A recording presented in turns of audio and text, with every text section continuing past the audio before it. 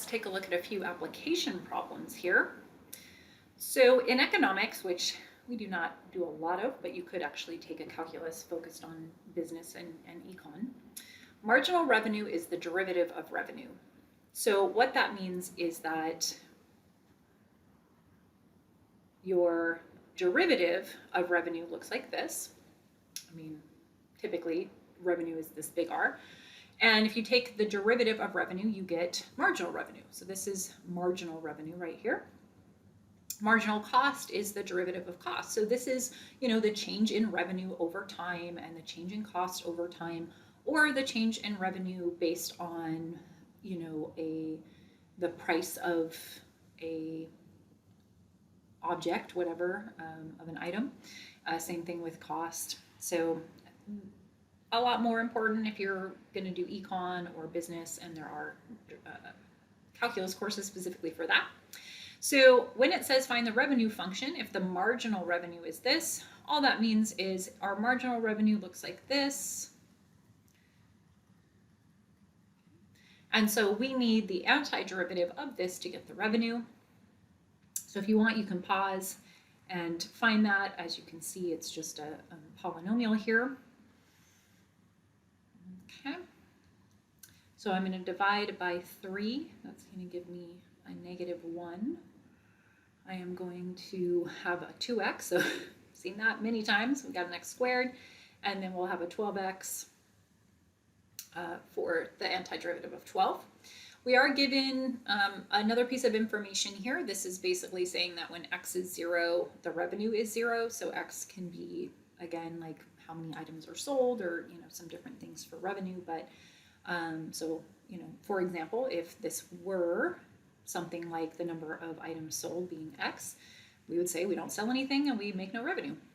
And so what that does, of course, pretty simply here, is just allows us to say, okay, so if we plug in 0 for x, which in this case, of course, becomes very simple, that we get, so this has a c, so we find that c equals 0. So it tells us that our revenue function equals the -x cubed plus x squared plus 12x, since c is nothing. Coming into stuff that's a little more, this is not econ or business, but we have a particle, back to these particles, traveling along the x-axis in such a way that its acceleration at time t is given, where it is given to us already as 6. I'm going to write it as t to the 1/2 minus t squared. And so we're given acceleration. We want to remember that acceleration is the second derivative. And so we're given the second derivative. We're told that it starts from rest at s equals 2. We need to find its position, velocity, and acceleration at t equals 4. So the first step is pretty straightforward. We're given the acceleration function, and we need to find acceleration at time being 4. So all we need to do is plug that in and just evaluate. So you can see that we're going to get basically 12 minus 16. And so we get a -4 for the acceleration. But now, in order to find position and velocity, we need to take antiderivatives. So our velocity is going to be the first antiderivative of acceleration. And obviously all the rules are still the same. We're going to add 1 to our exponents and then divide by that. So 6 times 2/3 is going to give us a 4 here. And then we are going to subtract, adding 1 to the exponent and dividing by that. So we get this, plus c. So don't forget that. So we get this, and then notice it says it starts from rest. It starts from rest. So what that means is it is not moving at t equals 0. That's kind of how to think about that. And so it tells us that at time 0, at t equals 0, that v of t should be 0. So pretty straightforward on this one. You can see that if v of t is 0, we just have all these zeros here. And as you can see, that's just going to tell us it's equals 0. So we get that this is v of t is 4t to the 3 halves minus 1/3 t cubed plus c. C is 0, so we get this. But don't forget that we also need to find v of 4, because that's really what the question is asking: position, velocity, and acceleration at t equals 4. So we put in 4, I get 4 times 4 to the 3 halves minus 1/3 times 4 cubed. So just simplifying this, 4 to the 3 halves is 8. So 8 times 4 is 32. And we get 4 cubed, which is 64. So 64 divided by 3. And doing that, it's going to be like 96 over 3 minus 64 over 3. And yeah, we get 32 over 3. 32 over 3. So again, this might be something like meters per second, because now we're talking about velocity. We don't have units, so that's all we need to do. And then, so maybe I could think about it like this. This is the first piece. This is the second piece, because I have found the first two. And then I'll come here for my third piece, which is we need to find the position function. And that's the original function. So that's the second antiderivative of acceleration, or the first antiderivative of velocity. So now I am going to have s of t. And that's just going to be my antiderivative of the velocity. So of course you're welcome to pause, whatever you want to do to get the answer here. So I'm going to add 1 to my velocity exponent, the t to the 3 halves. Maybe I should actually add 1 to it.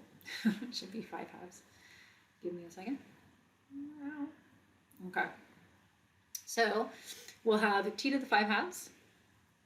And then we need to divide by 5 halves. So we're going to end up with 4 times 2/5, or 8/5 in terms of our coefficient there.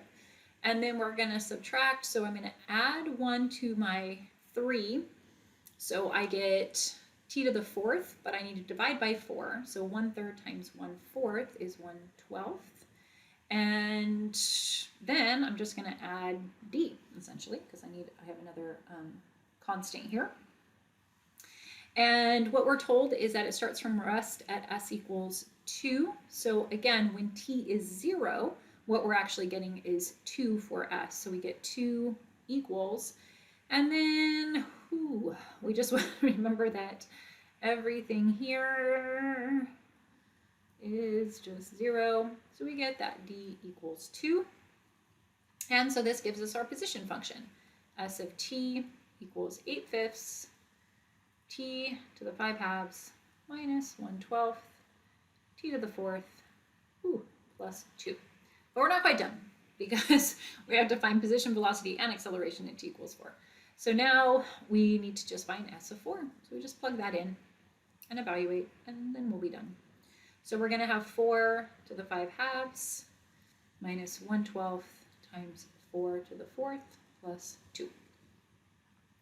And evaluating this, looks like it'll give us 4 to the 5 halves is 2 to the 5th, so 32. So we have 8/5 times 32. And then 1/12 times 4 to the 4th is 256, I believe. 4 to the 3rd is 64. Yeah, 256 plus 2.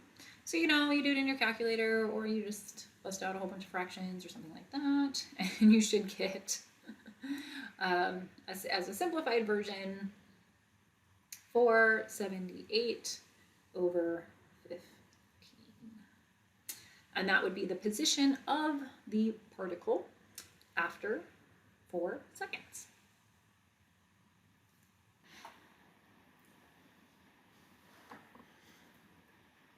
And our last application example will be, suppose a car has constant deceleration when the brakes are applied. Stopping right there for a second. In the last example, we were given acceleration, but notice it had variables in it. And so because of that, in that case, the acceleration was not constant. it did change depending on time. But in this case, it is constant. And that makes a difference for us. And I'll show you in a minute why. So what is the deceleration if the car takes 121 feet to stop when moving 60 miles per hour, which we're given in feet per second as well, which is important because we're given 121 feet taking to stop. So we need to have the same units there. So what it means to have constant deceleration is just this, that your deceleration is just, okay, it's just a constant, just a number. And it stays constant the whole time. Basically, we are supposed to, we're going to need to find K, given this other information. So we're given just this for right now. But because we're given some information about position and velocity, we're going to need those pieces as well. So finding the velocity function, not surprisingly, I'm going to use t here, as my variable, my independent variable. So I'm going to take the antiderivative of k, and that's just k times t plus c. So the derivative of this would just be k, because c is a constant, and then the derivative of t, which is our independent variable, is just 1. What we're told is that the car takes 120 feet to stop when moving 60 miles per hour, or this 88 feet per second. So essentially what it's telling us is that when the time is 0, so 0 is basically what we're thinking of as the time that the brakes are applied. When that is happening, the velocity is 88 feet per second in that moment. So t being 0 gives us 88 feet per second in terms of velocity. So we think about k times 0 plus c must equal 88, and that tells us that c equals 88. So what we know now is that the velocity is k times t plus 88. So we're using the initial condition that t equals 0, v of t equals 88 in that moment. Okay, then what we need to do is also think about our position function. So we are going to have another antiderivative. That's what we need now. So s of t, thinking about this, we get, remember, t is our variable here. So k is still just k. We're going to now have t squared divided by 2. So I'll have k divided by 2 times t squared plus 88t. So that's a constant, so its antiderivative is t, plus d. So in order to find d, what we want to think about is just that because it takes 121 feet to stop, when t is 0, we're thinking of the position of the car also at 0. Like it has not traveled any distance, because what we're caring about is how far it travels after the brakes are applied. So as you can see, what that allows us to do is plug in 0 for t, and that has to equal 0. So real quickly here, you can see that that's going to give us that d equals 0. So now we have our position function, s of t equals k over 2. It's not so pretty. Let me make it prettier. So that's going to give us k over 2 times t squared plus 88t. Now, notice all of these things still have k, and that's what we're trying to do here. We're trying to find the deceleration if the car takes 121 feet to stop. So what we're going to do is we really want to know what is the velocity when, we know that the velocity when the car is actually at a full stop, the velocity should be 0. But what time does that happen? So I'm going to take, so we found first our velocity function, then we found our position function. Now I'm going to come over here. Let's see, time when v of t equals 0. So we need to know what time does the car stop, at what time is that? But notice what we have, not surprisingly, is we still have this k. So if I were to solve, I'd have the velocity set equal to 0. I'm going to solve for t. This is the time that the car is stopped. This is the time when it happens. But it's still in terms of k. So now what we can do is, now that we know what time that happens, now we can put that into the position function. So I can use this s of t. So I'm going to do this weird s of negative 88 over k. And that's going to give me k over 2 times negative 88 over k squared plus 88 times 88 over k. Woo, a lot happening there. Okay. And what we want to remember is that that should equal 121. So when t happens, when the time that this thing stops, it should be a position of 121 feet. So this allows us to solve for k. And k is the deceleration. So that's what we're looking for here. And that'll give us our answer. So when we do this, I just, due to space and stuff, I'll just tell you what this should look like. But you're going to square this. You're going to have some k's that simplify. And then you're going to be able to add it to what you have here, so that you should get a negative 3.872 over k if you combine those two terms. And then what happens is we multiply both sides by k, divide both sides by 121, 3.872 over 121. You should get that k equals a negative 32. Yes, it does come out actually nice. So this tells us that the car decelerates